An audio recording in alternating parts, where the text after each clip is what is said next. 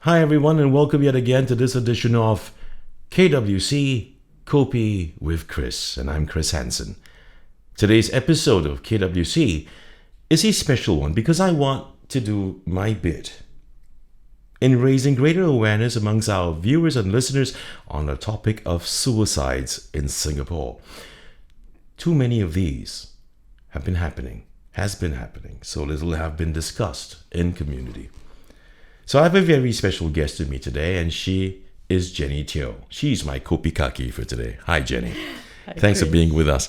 And Jenny is here because we will be journeying with her in this episode throughout her own experience and how we can help each other do something more proactive with this situation. So, Jenny, I understand that this is a different kind of topic for my show, because usually it's all about rock and roll and banter and stuff like that and get real deep down and dirty and stuff. But today, this one is a serious one. So I've got to take a deep breath and go, Chris, you got to ease up a little bit. And it's also going to be difficult for you. And I really appreciate you being here to share with everyone, because it's an important subject. I'm sure you'll agree. We need to have a real good hard look at everything that's happened. So hopefully other parents will not have to go through what you went through. But before we go into that, and just before the camera started rolling, I've discovered some information that was just, whoa, blew my mind. And I'm going to leave that to Jenny. Please tell them everything you told me about who this lady was. She still is a lovely lady, but what she was before, it just blew me up. Can you please tell us who Jenny Teo is? I'm a bit embarrassed right now. No, don't be, please. Well, I don't know if any of our viewers remembered watching Talent Time 1982. I'm sure many would, believe me. Yeah, I was the host with Larry Lai then. Yes, and we're talking about 40 years ago. You know what? As I said to you earlier, I'm going to say it on camera right now.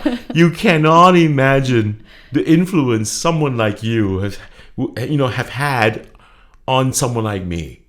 Because back then, people like me, we loved the microphone, right? And we were young then, and we just watched shows like the one you hosted, Talent Time, and we go, okay, we watch the contestants and go, wow, right? And we see, I see Larry Lai. Then now I remember you, that you mentioned it, today, before we started the gig. And I'm like, oh my goodness me. You cannot imagine.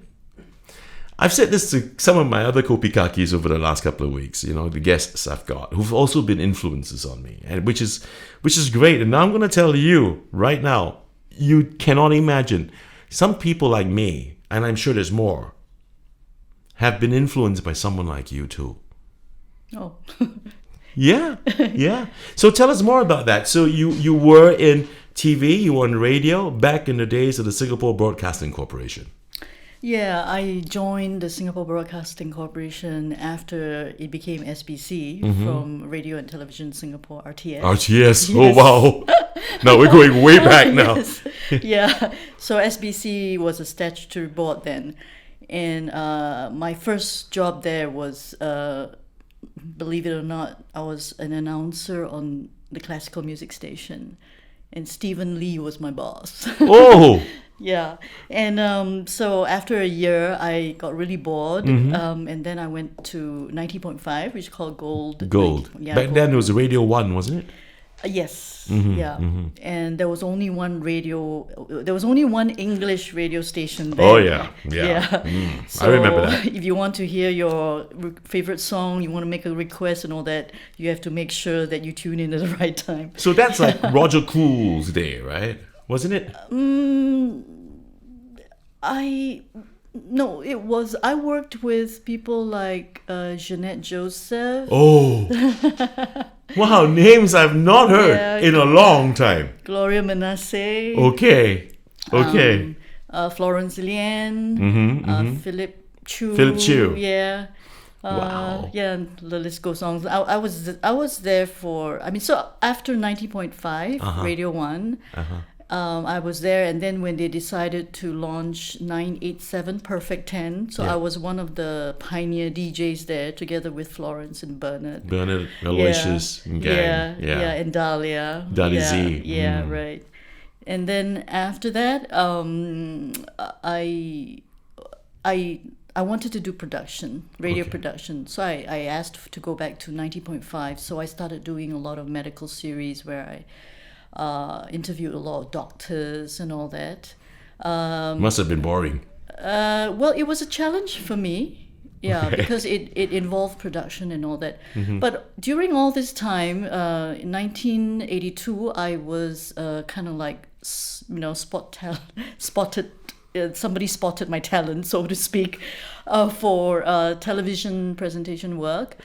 Yeah, so I got my first live show, I think, on Talent Time 1982. Okay. Yeah, and I still remember, my viewers and listeners at that time used to ask me, and do you live there? Do you have an apartment? Because I see you on Tuesday night, doing the Talent Time, and then the next morning I hear you on the breakfast show at 6 o'clock. Wow. So it was, Hard it work. was hard work. Yeah. Hard work. But do you enjoy that? Radio was in my blood. I was very passionate about radio. Okay. Yeah, and it was also, that time it was very difficult to get into radio. Yeah, I'm sure it was. Yeah, there was like 1,000 applicants, out of which only 2 got in. Oh, really? And I was one of them. Yeah. Something about Jenny, right? I mean, come on. Something about Jenny. Yeah. I mean, 1,000 applicants and 2 persons, and you're one of them selected. It was, I mean, there must have been something good about you. Well, right place, right time, I think. Don't be so modest. Okay. So what happened after that? So after radio, I hear you helped start Power 98 Yeah. for MINDEF. Yeah. After I decided to, when the program manager for Class 95 left, he was an American, I said I wanted to be the program manager. At that time, we were still using records and tapes and all that. Yeah. So Class 95 was the first radio station that went into computerized music scheduling. Like it's all digital. Yes, all digital. So I wanted to learn, the skills and all that. Yeah. So I worked very hard for 1 year. And I still remember, I wasn't exactly the favorite of the boss then. Okay. I remembered when I wanted to be the program manager and I asked for it, I was told, I don't have any confidence in you. Okay. Yeah. So I was kind of like, for a few seconds, really, devastated. Okay. But I told myself, I said, never mind, I'm going to prove to myself. I don't have to prove to anybody. So I gave myself a year, during which Class 95 became the top radio station. Wow. In terms of ratings as well as commercial revenue. Wow. Yeah, so after that, I tendered my resignation. So you quit when you were ahead, huh? Yes, always do that. Smart move. Then after that, it became Power 98. No. After that, I resigned from it was called Singapore Broadcasting then, before it turned Radio Corporation of Singapore and TCS. TCS. Yeah. Because it corporatized. Yes, correct. Yep. Corporatized. Yep. Okay. So I went to Hong Kong because they were opening up the airwaves there. So I wanted to go into commercial, radio and all that. Yeah. But I got a phone call from Singapore from my ex-boss, Lucy Leong. I don't know if you remember. No, I don't. Oh, that's one name I don't know. Yeah. Oh, okay. Okay. And she told me that they were looking for somebody to start a radio station for SAFRA, which comes under MINDEF. MINDEF. Okay. Yeah. So I took on the job, not realizing that I thought, because I've always been, in programming, which I consider as the software of radio. Right. So when they gave me the job, I thought I was going to be dealing with that. But then I saw my designation; it was project manager. Whoa. Okay. And I said, "What am I supposed to do? Start a radio station? What?" And they gave me only 10 months to do it. Right. And there was just me and another girl from MINDEF who was supposed to help me, and I was operating from Gombak. Bukit Gombak, Yeah, which is at headquarters. Mindef, Gombak, yeah. Yes. So, and I was, at meetings where I was always the rose among the thorns because they're all in uniform Yeah. and they're all men. And All that. the So it's like- seafood, we call Yeah. them seafoods, right? All the seafood and people. you have to report to the Minister for Defense and all that. Oh, So wow. it was a real experience for me. Yeah, I'm sure it was. And all this time you were doing that, and you were managing a family as well. No. You're not married yet at the time. No. Okay. Yeah. Because work really, really took a lot of my time. Right, I'm sure it did. And Yeah. in 1994, I decided I had to quit to start a family. Okay. Yeah, so this was after I started 2 radio stations for them, Power 98 and the Chinese station 88.3. Yeah. So starting a family became of priority to you, and you left everything you built to start a family. Yes. Okay. Yes. Okay. Yeah, and after 1 month after I left, I conceived. Yes. Okay. So so my boy came, and so I used to call myself a human development officer because as a mother, Yeah. that's your job. Right. That's your responsibility. And I enjoyed motherhood a lot. Yeah. Yes. Yeah. Because, Well, after all that work and building up, and then you made this commitment, this concerted commitment to, I want to start a family, and lo and behold, a month into that, you conceived and you became a mom. And judging by what you said, human development officer, it's so true, huh? And you really love that job, huh? More than anything else. yes. How am I going to ask you the next question, Jenny? Can you please then, after all that, tell us about what happened with your boy?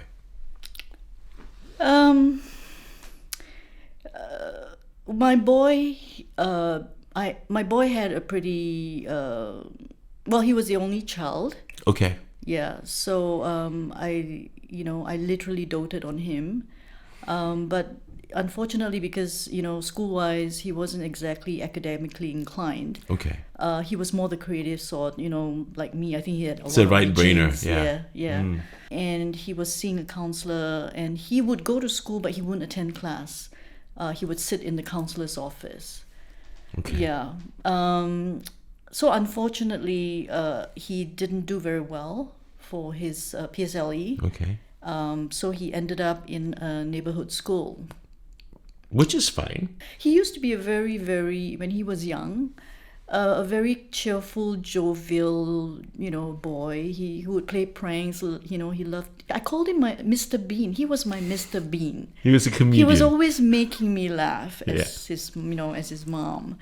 Yeah, and I really enjoyed being him during his toddler stage Yeah, and all that. yeah. But then when he started going to secondary 1, that was when he started getting very introverted.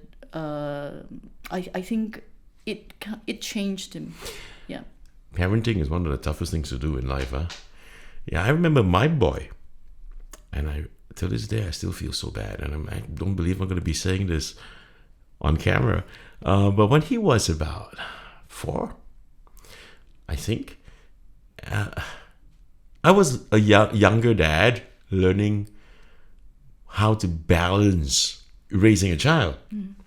And he was rude to his mom, but he was only 4, But as a father, right, sometimes you get a little overzealous. I got so mad, I picked him up hard, put him down on the floor just like that, and I told him off hard. And he cried, and he literally wet the ground. I'll never forget that. And I told myself never to do that again. Yeah, that must have been very traumatic for him to go to the Yeah. extent No, of but- wetting the floor. Yeah. Yeah. Maybe I'll just share with you, Sure. some of the research that I've done Sure. with regards to, the mind and, having an integrated mind and how emotional abuse or, things that are said to the child below the age of 12, it does actually affect the integrative neurons in the body, in their brain. Right. So the thing I've learned about parenting, I wish I knew about it before. I wish I was taught all these things before. There are so many things about parenting with and it relates to attachment, the attachment theory, where as a parent there are 4 S's that is very important for the parent to really practice and observe where the child is concerned. Okay. And the first one is actually the first S is actually seen, SEEN. Okay. And it's very important that the child feels that his mental subjective experience is being seen by the parents. Because most time parents look at the behavior of the child, Right. but not the mental experience, or empathy, trying to understand the child from his mental perspective. Yeah. Yeah. Not so much his outward behavior. Yes. Yeah. And the second S is soothe, where kids, when they're in distress, especially, a kid at 7 years old, when they're in distress, they go to, Mommy, yep. But at 17, they go to, Daddy. At least I hope so. I mean, to be fair, well, then you probably haven't heard about the brain of an adolescent, because when they're after 12, they go from parent to peer. Oh yeah. So Okay. at 17, okay. they go to their friends, really. Yeah. They're stupid that way around that timeline. I know. I tell my son that. I say, son, when he turns 13 onwards, right? That's gonna be the stupid period of your life. No, I tell it to him this way because, but what do you mean, Daddy? Stupid? Because that's the time when you go, I don't like my parents, this and that, stuff like that. Then girls who might break your heart, and all that. So I've started talking to him about, what to expect. Well, But I also tell him that no matter what you do, Mommy and Daddy will always love you. Even if you one day turn around and say, I hate you, I will still tell I still love you. There has been a lot of research out there on the teenage brain, which I wish I had known. Yeah. Because I think my son would probably be still alive today. No. Seriously. Because if you study the brain of the adolescent, because your son is 11, right? Yeah. He's gonna be going to 12, and then he's gonna be entering adolescence. Yes. And adolescent stage is where their brain is remodeling. They go through pruning. If you haven't heard about that. No, I haven't. Yeah, it's very interesting, all this research that I have been doing, because why I did the research was because I've always, ever since I lost my son, I've been trying to find answers.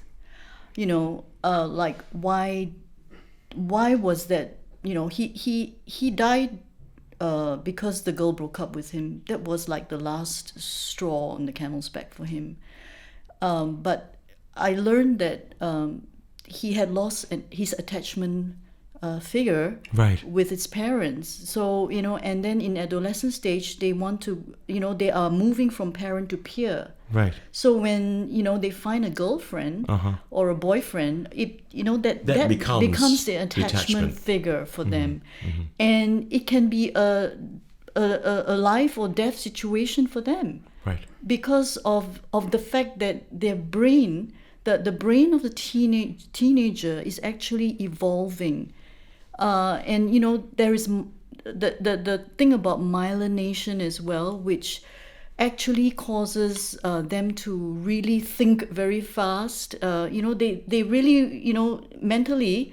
They're going at warp speed. Yes, and it's amazing. And there are many things that happen to the brain as an adolescent grows, which I never knew. And only after I did this research, I realized that if only I had known, I would have perhaps been able to handle a lot of the parenting style and the things that I would say to the child, including, the father, of course.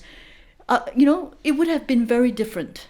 Okay. Yeah. So, why I'm sharing this with you, because you have an 11-year-old, and when he enters adolescence, his brain will be evolving in that way. Yeah. And we talk about, when they are in adolescent stage, they go for novelty. They always want to do something new. They go for risk. Their appetite for risk is there. That's why they don't mind going bungee jumping. That. Really? Yeah. It's very interesting. So I would encourage you. I mean, as you are, as your son is entering adolescence. Yeah. This the reason why I'm sharing is because I want to Please do help other parents. You're helping me, because I don't want them to go through what I went through. Yeah. Oh, Jenny, I cannot imagine what you've gone through. I cannot. Frankly, no one should go through what you've been through, and that's why we want you on this show, because you're right.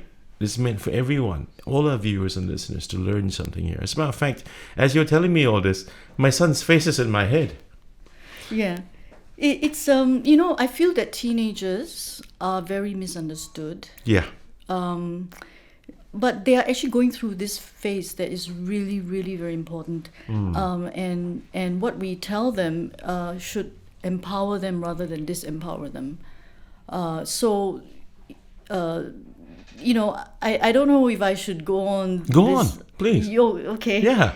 Yeah, because some of the things that I've learned, is essence. Okay, where adolescents are concerned, essence, which means ES, the first ES, the letters, it's what we call emotional spark. Okay. And that's where the passion comes in for the child, for the adolescent. Okay. Where they find that. It's got to do with the pruning. Whatever general information that they have been absorbing for the first 12 years of their life, right? They start to prune. They start to get rid of some of the things, and then they start to specialize. So when you specialize, of course, the passion comes in, right? So if they want to specialize in, sports or whatever, as parents, when we recognize that this is a brain evolving, situation for them, we know then to support them. Okay. Yeah. So and then then the other one is social engagement, where they have to have friends. They have to be in that that a group of friends for collaborative purposes, where they collaborate with each other. Okay. But then unfortunately, the school system, what does the school system teach you? It teaches you that you are a flame and you are on a wick. All right, you're the wick. You're the wick. You're the wick. You're on the candle. And when you see another candle that's struggling, you go put it out. Yeah. Right? Because you're supposed to be the best in class, the highest in terms of your results, go to the best school, go to the best college and all that. It's a, dog eat dog world, rat race. And the only way you do it is, as a lot of our children have been brought up, is you go put out that flame. You see another struggling flame, you put it out. But that is not what our brain is made built to do. Yeah. Because the mind is different from the brain, because the mind involves not just the brain and the mind, it's relationship. relationships are very important because it builds the structure of the brain.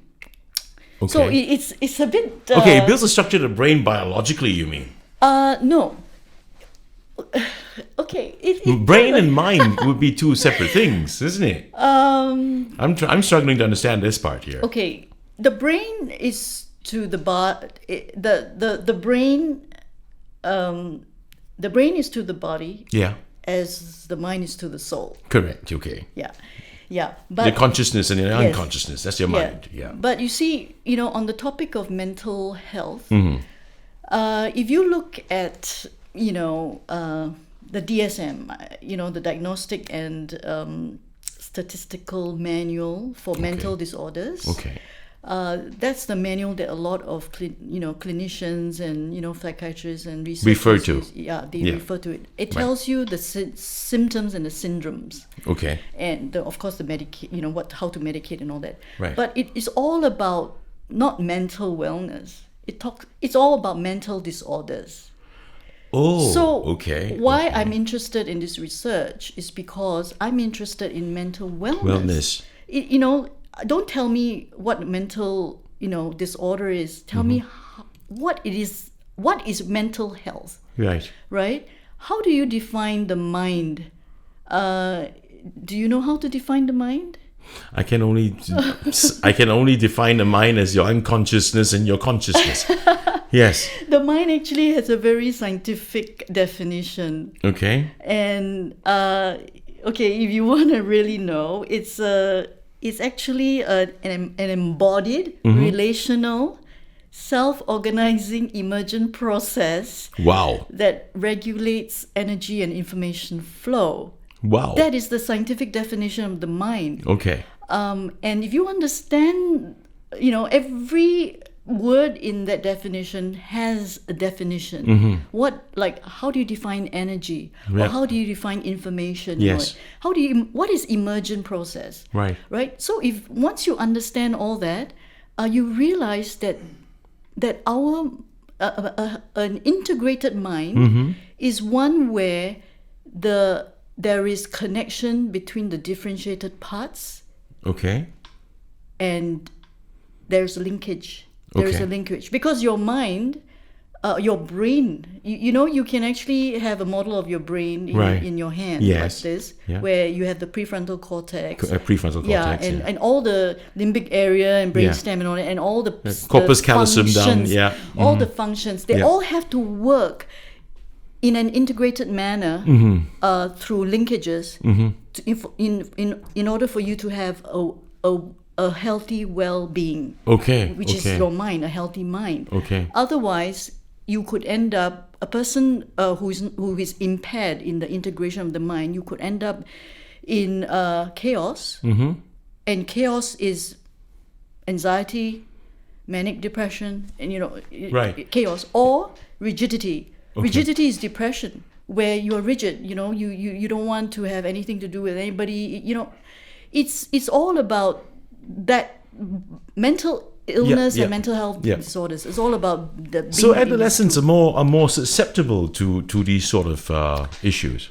Not that they are more susceptible, But because they're evolving, as you said. yes. So it's and very they're pruning at that point in time. Are they open to a lot more negativity as well?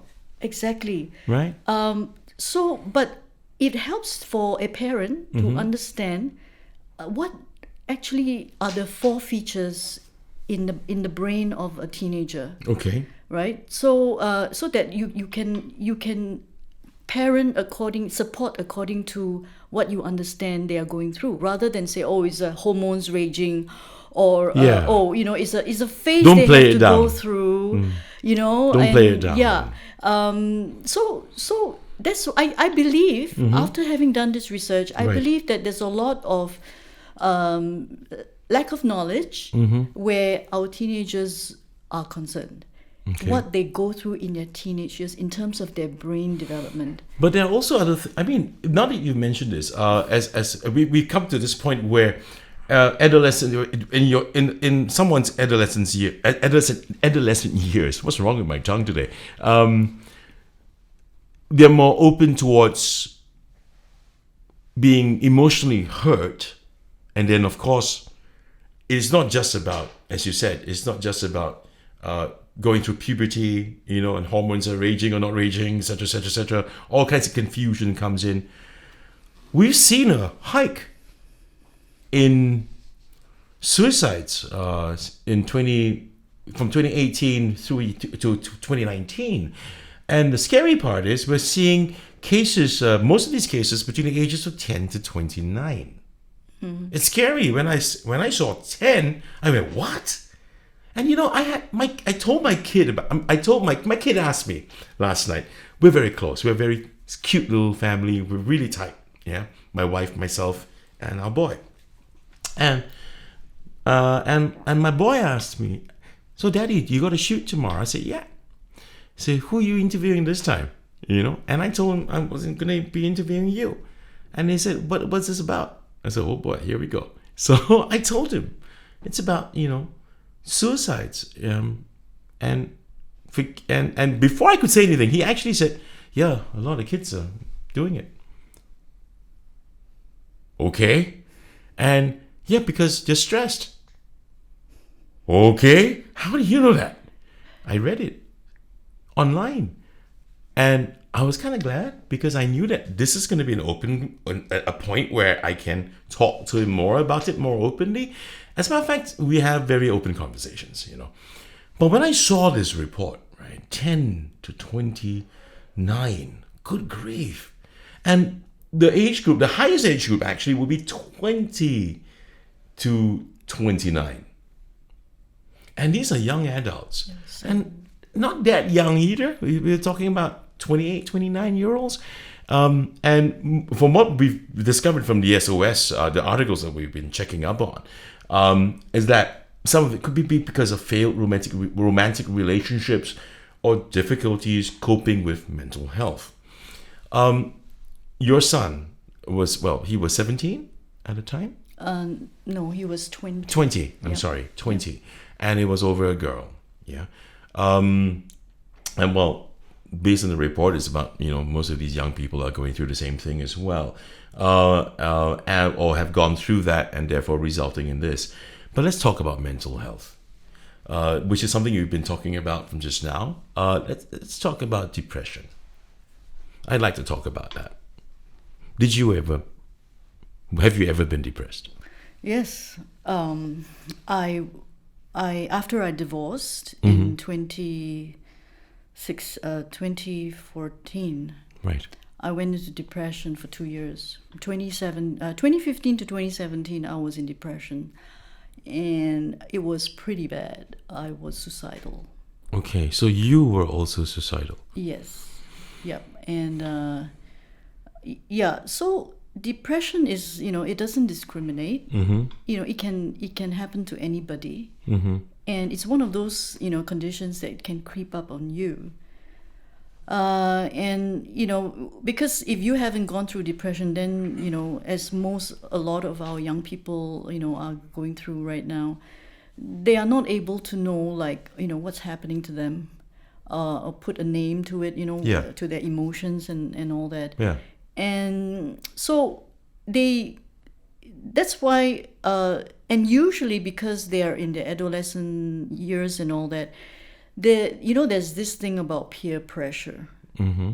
And it boils down to adolescents wanting to move from parents to peers, because I believe it's the way human beings are made to leave the nest, in that sense, so right, that you move from being dependent mm-hmm, to being responsible. Right.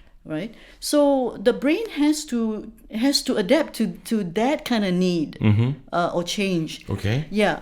So, but unfortunately, because parents are not taught these things. Yeah. And so they continue to parent the way they have been parented. Yes. Not knowing that their child is going through a brain change, mm-hmm, in that sense, evolving. So because of that, I can share with you that most adolescents, they don't go to their parents. when they are in depression, or when they feel that they are down. It's always the same, usually the same answer. They don't understand. And I don't blame them. Right. Yeah.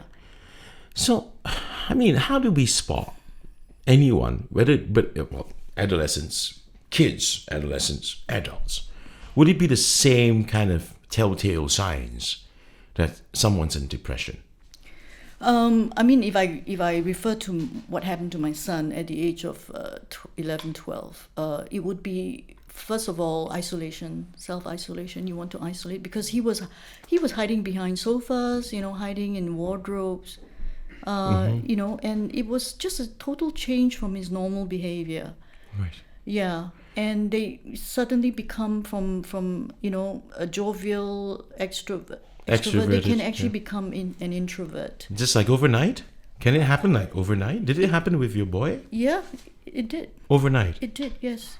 Yes, because I think, the trauma always creates fear, and fear really, really, does havoc to the brain, to the mind. Right. And, because they're at that age where they're so young and they are dealing with it, they don't know how to... They deal with things the best way they know how. Yes, exactly. Right. So back to what I shared earlier about the 4 S's, right? Mm-hmm. So the first is seen. So if your child doesn't feel that they're being seen by the parent, they don't feel felt. Okay. Okay. So how do you... it's very difficult to bond with the child. Okay. Right? Because they don't... they always feel that you're looking at my behavior, but I also have a mind. Mm-hmm. I also have a mental, subjective experience, right, which you're not seeing. Yeah. Right? And then there's the soothe. Second is the soothe, where a parent, that the child needs to know that when they're in distress, they go to the parent. The parent will do something to alleviate their stress. Okay. So there's an action involved there. Okay. So the third one is safe. They SAFE, safe. Safe. Okay. They must feel safe.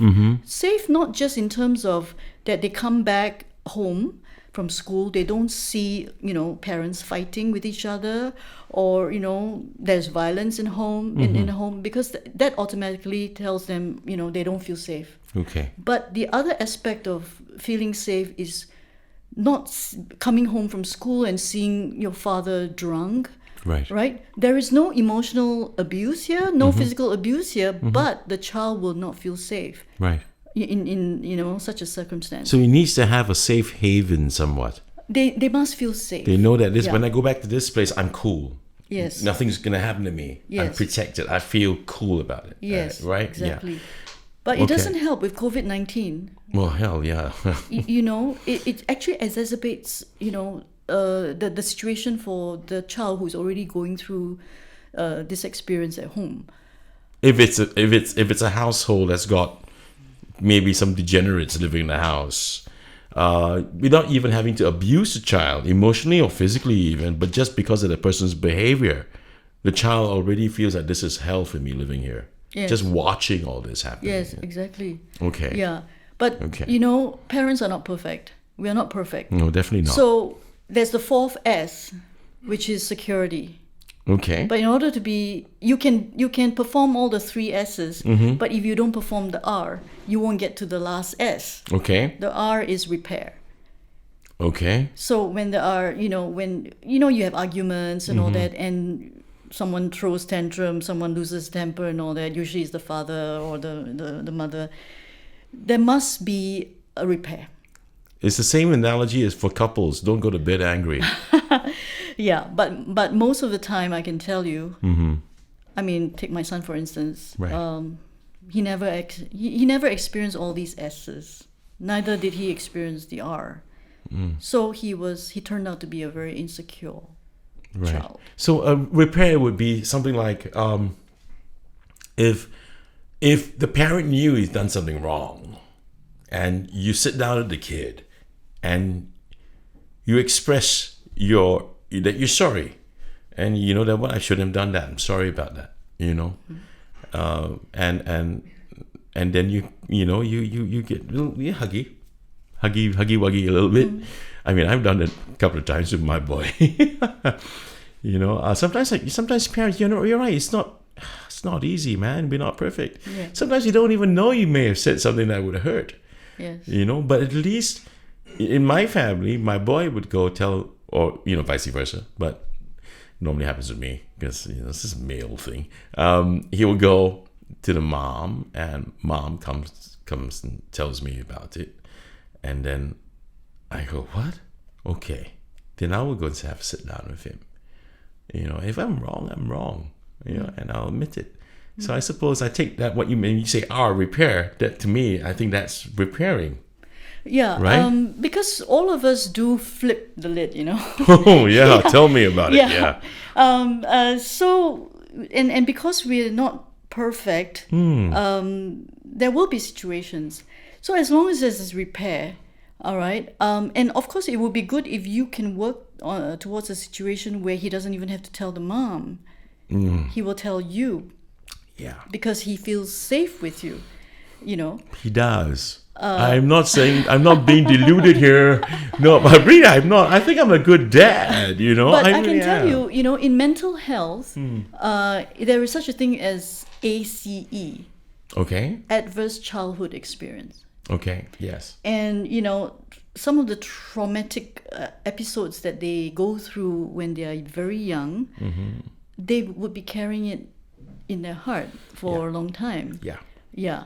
So if that can be addressed in terms of the repair, all right, by making them feel they are seen, and that you can soothe them, and they feel safe with you, and then they know that you are repairing also. Then they feel secure in their relationship with you as the father or the mother. Yeah. But don't you think also that sometimes outside of the home, there could be other factors as well that when they leave the home, they don't feel secure either. For example, bullying in school or a nasty teacher, for example.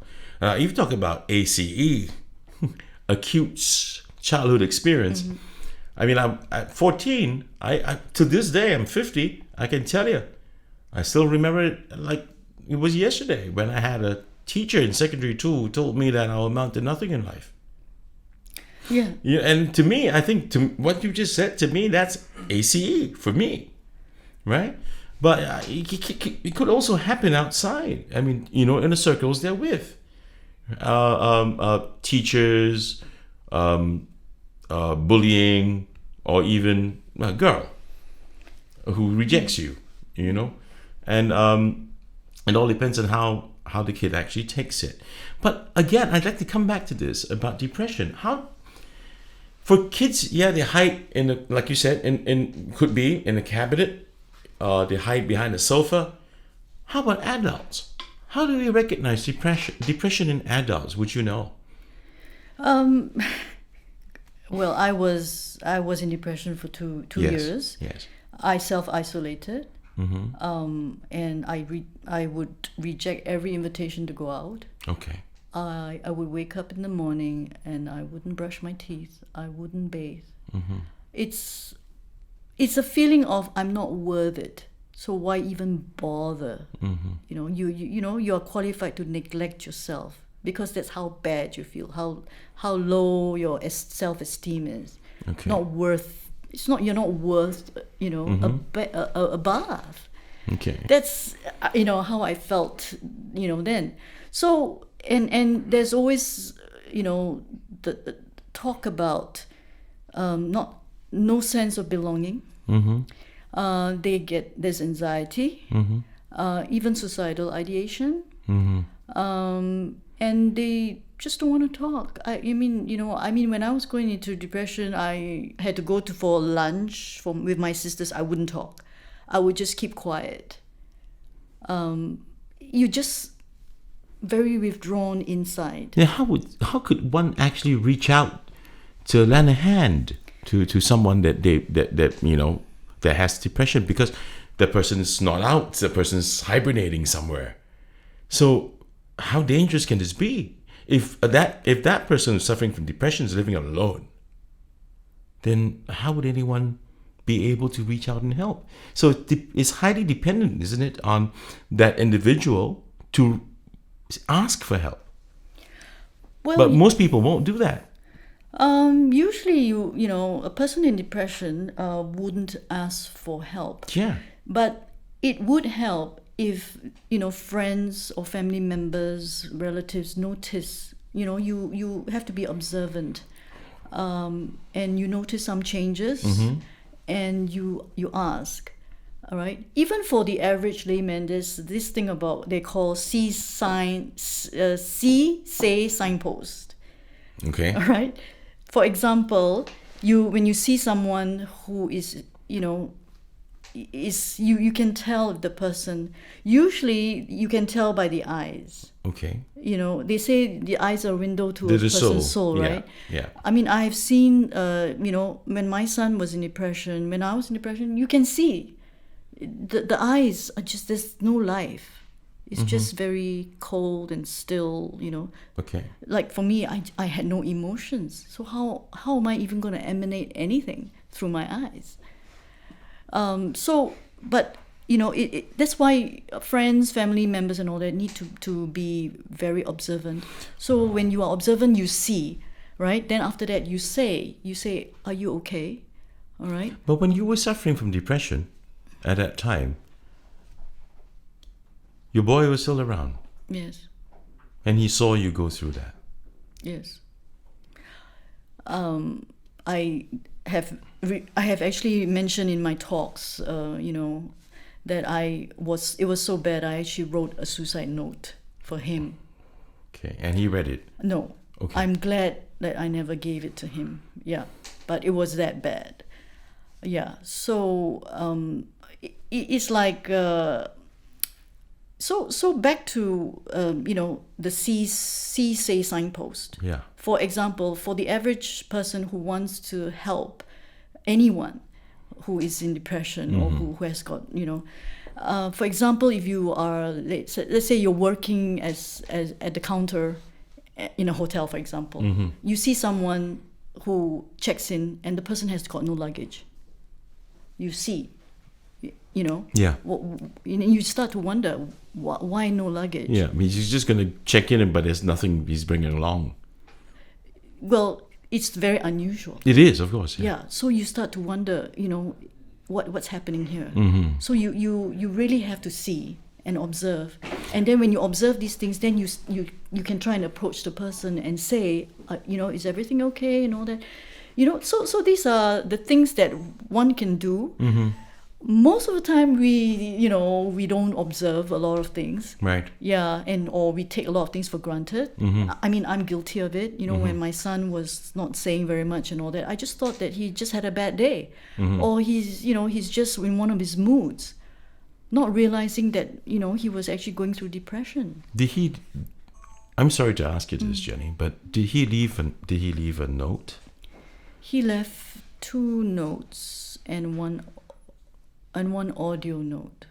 Oh. Yeah. In a way, I read that usually only 20% of those who end their lives by suicide leave notes.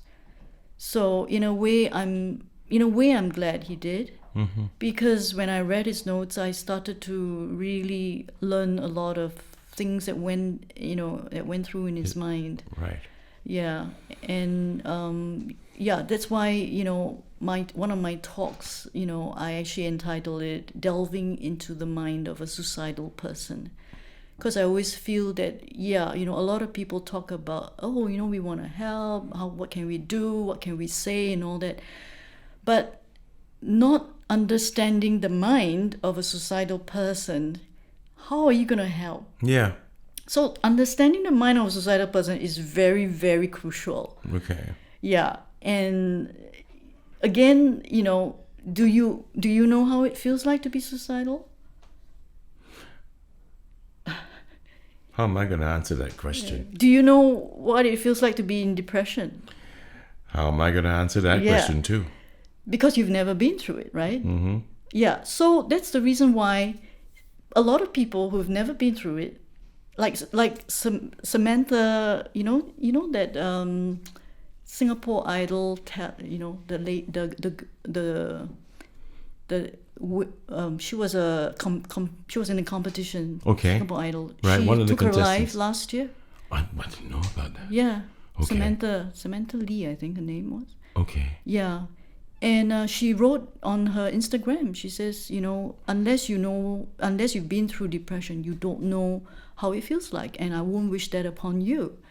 So that I feel is the problem. On one hand, we want to help, right? But on the other hand, because we've not been through it, we don't know. We tend to say things that we shouldn't say. Okay. You But isn't depression more like triggered by circumstances, or is it triggered by something emotional, an emotional trauma, or a series of events? And then, because from what I've heard, it's like a chemical imbalance in the brain. I wouldn't say all cases Okay. are like chemical balance. But it's mostly emotionally triggered, right? It's usually a series of very stressful events. Yeah. Yes, because really stress actually secretes the death hormone, they call it, the cortisol. Yes. Yeah. Yeah. I hate that thing. Yeah. Yeah. So and because of the stigma and really because of the lack of accessibility, the lack of affordability. Yeah, it's darn expensive, isn't it, to see a shrink here? Yes. Yeah. Yes. So a lot of people don't seek professional help. Don't blame them. Yeah. So, unless they have support. Yes. Let's talk about that support. Jenny, tell us more about Please Stay movement. The Please Stay movement. How did that come about? You started that, right? Well, Please Stay movement came about when I met a group of suicide bereaved moms. Right. And this was sometime last year. Most of them had lost their children in 2018, like mine. Yeah, so I told myself, I said, definitely the SOS statistics for 2018 would be pretty bad, and I was right. And then we had this group chat where somebody, one of the mothers, sent a link to a video that was done by an Australian mother, and this Australian mother actually, named, or she wrote a letter, and this is for the Australian Parliament. And what she was doing was she gathered, a group of moms, but none of them appeared on video. But they have like images of their kids, and then they would speak over the pictures. Right. But it was a way to tell the Australian Parliament that, look, there is a teenage suicide crisis in Australia. We know because we are the parents. Right. So when I saw that video, I said, we got to have a Singapore version. Yeah. Yeah. So I tried to gather as many moms as possible. But from 12, ended up with 3 who were willing to be on video. Okay. Yeah. Because of the stigma. Yeah. Yeah. Stigma. What? I don't get it. Why would there be stigma? You see, because suicide is not like any. I read somewhere it says that suicide is the mother of all stigma. Really? Yeah. Yeah, because it's a stigma because there is a sense of condemnation, a sense of guilt, a sense of, was I a good mom? What did I do wrong? Yeah, but that stigma from, are you, when you say stigma, are you talking about how others perceive? No, there is a self-stigma too. Okay. In fact, I had suffered such a self-stigma that when I was approached to do my first video, I didn't even want to put my name because, I was afraid that, people will know that I'm the Jenny Teo who was from, SBC, and, so I used my baptism name. That was how strong the self-stigma was then. But then... So I'm sorry, let me just make this clear for the audience and listeners. So you're saying self-stigma. Were there also any instances of any stigma that you experienced, or any one of the mothers in your group experienced from without? All the time, even within the family. And, neighbors, they see Oh, that sucks, man. I mean, I had a neighbor who told me, oh, now you're a celebrity, but in a different way.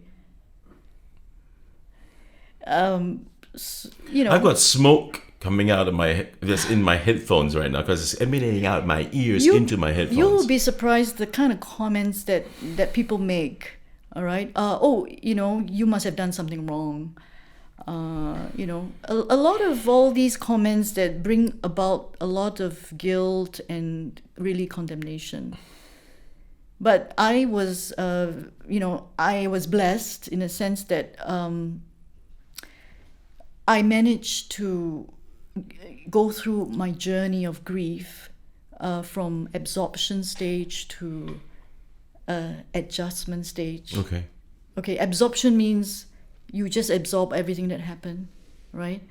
And then you go through the adjustment where you adjust that you won't be able to, ask him anymore. What would you like for lunch, right?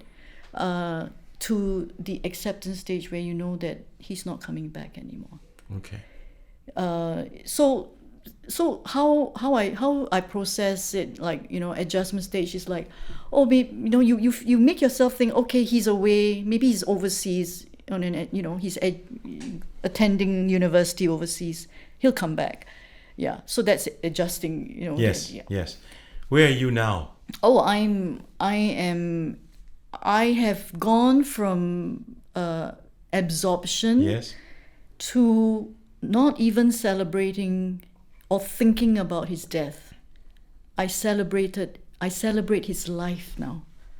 So because he left on the 25th of June of 2018, so the month of June I actually celebrated his life. I've got his friends to write to me and say, what do you miss most about Josh? Right? And then I put up his pictures and all that to celebrate his life, that he loved cars and he was a joker. He was always playing, cracking jokes and laughing and dancing and all that. His life. And that has really helped me. It's really changed my perspective. So you're at acceptance right now? Yes. I've already accepted it. How long has that been already? Do you recognize? It's a journey. Mm-hmm. Yeah, but now, how long have you been in acceptance stage so far? Do you recognize that I would somewhat? think about 6 months, maybe. So you know why I ask? Why? So I can tell you, congratulations. Yeah. There's no other word for me to use, lack of any other term, but I just like to say congratulations. And, if it's the wrong word, I'm sorry. If it's the wrong word to use, I'm sorry, but my intentions are right.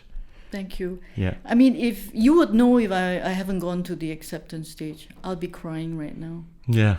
Yeah. But you're doing fine. You're doing fine. You're doing great. As a matter of fact, I think I'm going to be the one that's going to be breaking down. The last time we spoke on that show, after the shoot, we were all at home because it was via Zoom during the circuit breaker, remember? Yes. I actually went to a corner and I had to cry for a bit. So I am holding it back. You're doing a great job, because I hope I can just keep the floodgates from stopping from opening, for me, that is. But I'd just like to just go on a little bit, because there's some other area of concern nationally.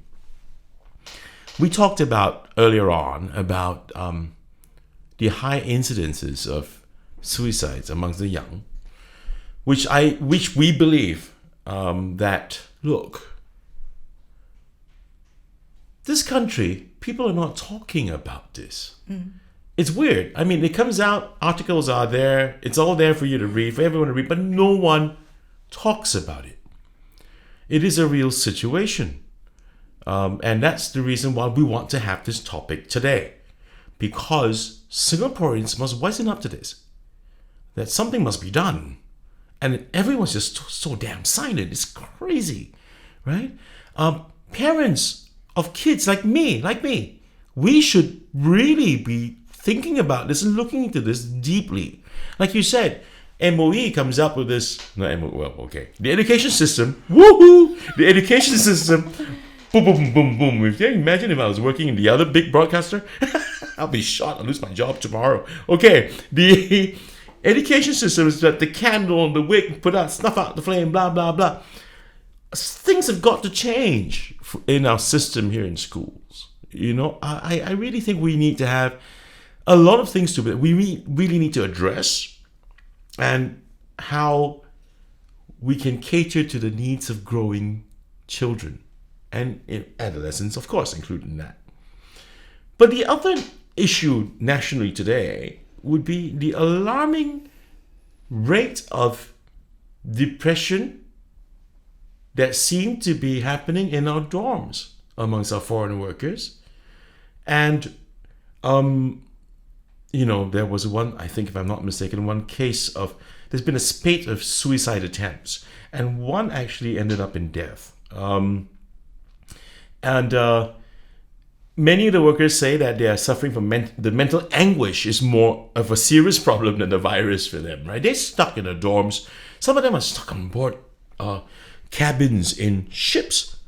Now, I mean, I know how that feels like. I've been on cruises for sure, but when I was in Europe, we were on holiday in December, and we were in this tiny little cabin, windowless cabin. It's crazy if you're just going to be stuck inside that cabin for months on end. And it's been longer than how citizens have been stuck during the circuit breaker. We could at least get out, right? Okay, so you know that we at least could get out to the parks or something, go for a run, or just go out and buy essential items and come back. But these guys can't. So they're stuck in their dorms. So do you think more could be done for these guys? Your opinion. Not just opinion. I think, your question on more can be done. I'll share with you from what I know. Mm-hmm. You don't talk about the workers, but you talk about Singaporeans, okay, right? And our young people. Okay. During the COVID CB breaker, Mm-hmm. I think I heard of like 8 to 10 suicides among our young.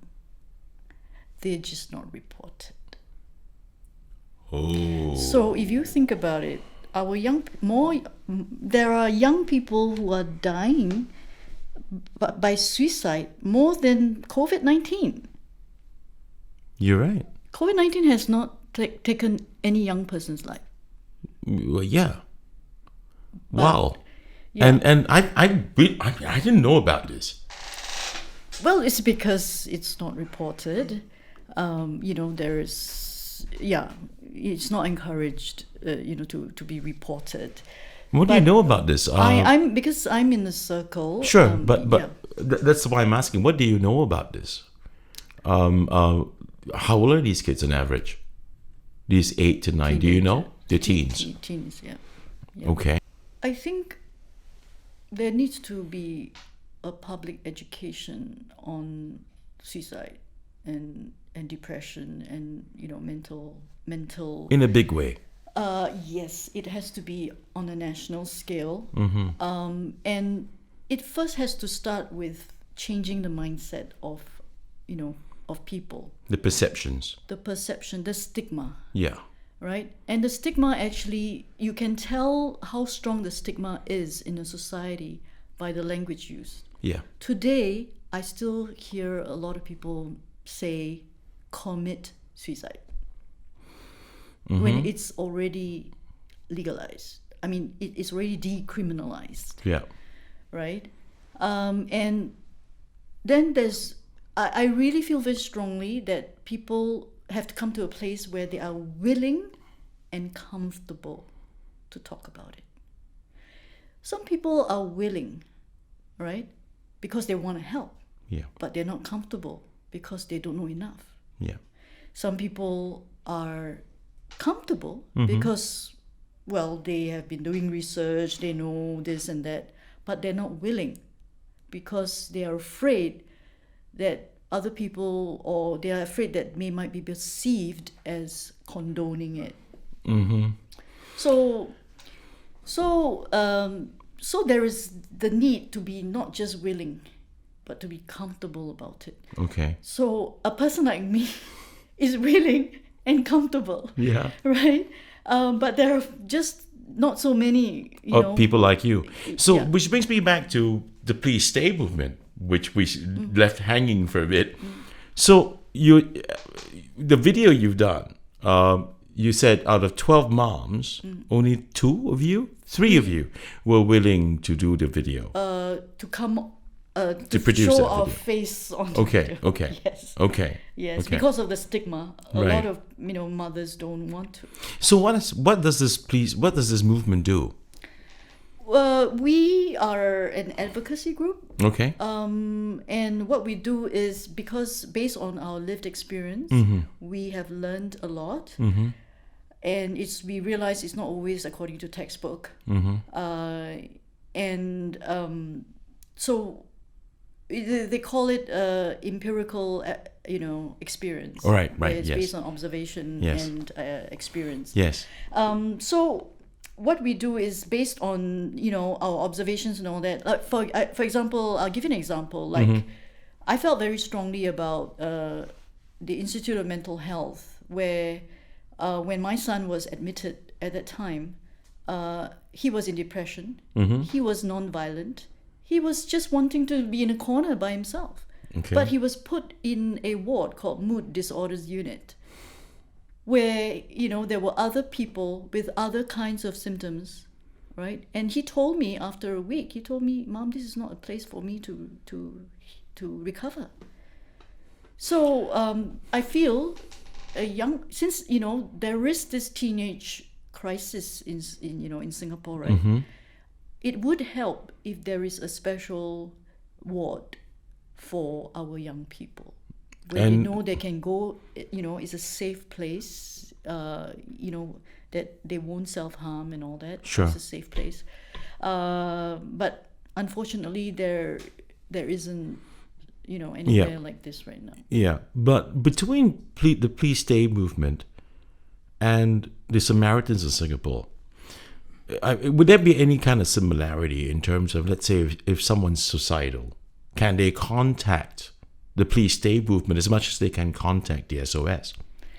Well, we have, although we've gone out to tell people we're an advocacy group, we're not a support group, but we have had a lot of people, parents included, we have had parents who reach out to us very urgently, and they say, I don't know what to do with my suicidal, son or daughter. Right.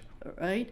I know what it's like to be in that place, because when it happened to me, I didn't have anybody. Right. Yeah. So what I would do is I would try to reach out to this particular parent and to share, and to give them some comfort and support and share, so that they know that they're not alone. Yeah. Where SOS is concerned, SOS is a helpline. Yeah. So on our page, we provide all the helplines, Okay. not just SOS, but other helplines as well. But people, even suicidal kids or teenagers, they do, In fact, personally, I am personally counseling a few of them. Okay. Some as but this is something I do on my own. Right. Yeah. But this thing you said just now about the mood disorder unit, Yes. right? I why do I have this feeling that it's become a very overused thing? How am I going to put this? I know of parents who have kids who have adolescents who have issues, and their folks take them to the shrink. And most of them, practically all of them, were diagnosed as having mood disorders. It's either it's prevalent or it's like, okay, convenient. Mood disorder. Convenient. Here we go. And my goodness, now hearing this from you, goodness, Yeah. I mean, my goodness. You see, mental health, mental conditions is the only, field where, you're talking about psychiatry, medicine and all that, where you are prescribed medication without going through any tests. You don't take X-ray, you don't take MRI, you don't take Yeah. blood test, urine test, no test, No test. Okay. no test at all. And they just prescribe It's all to you. based on what you tell the doctor, right? And in the case of my son, he told the doctor what the doctor wanted to hear. He, and he was able to be discharged in the first week. But I told him, I said, no, you got to stay here for another week. My goodness, and what does one do? I mean, just by the experience I've had, as I've just told you about, and what you've just said as well, then how?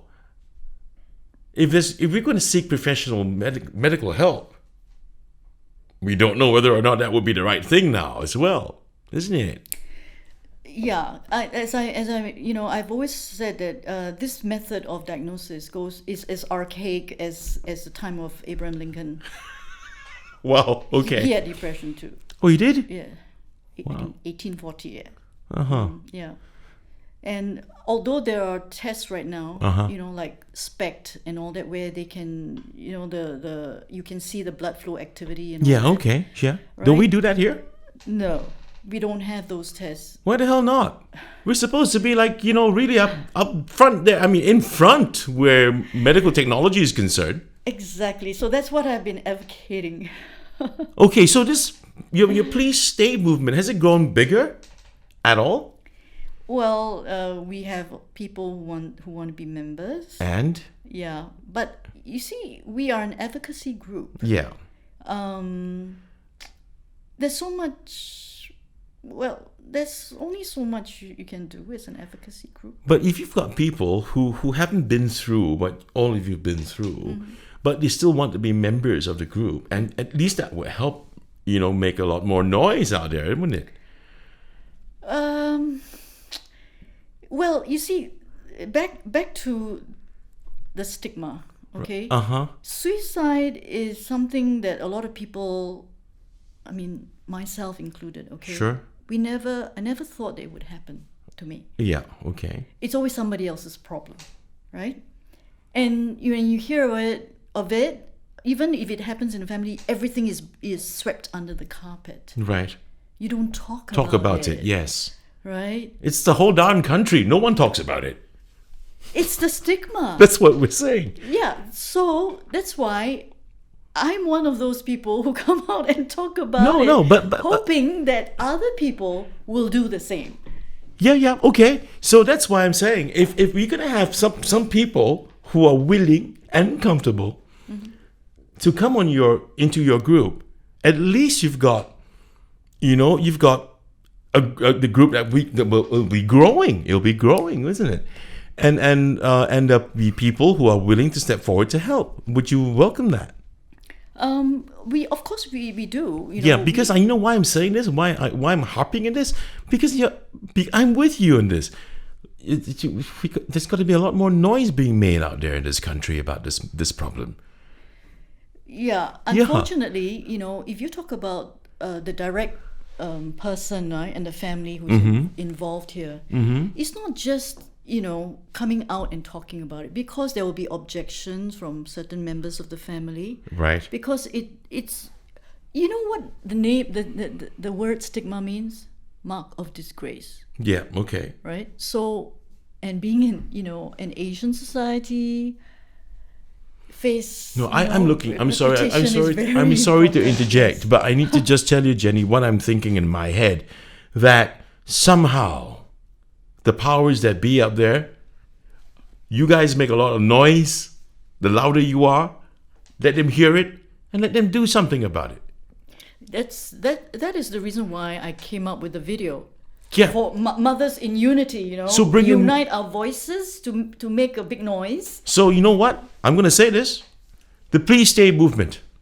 If there's any viewers listeners out there who are willing, comfortable, able, for goodness sake, help them out.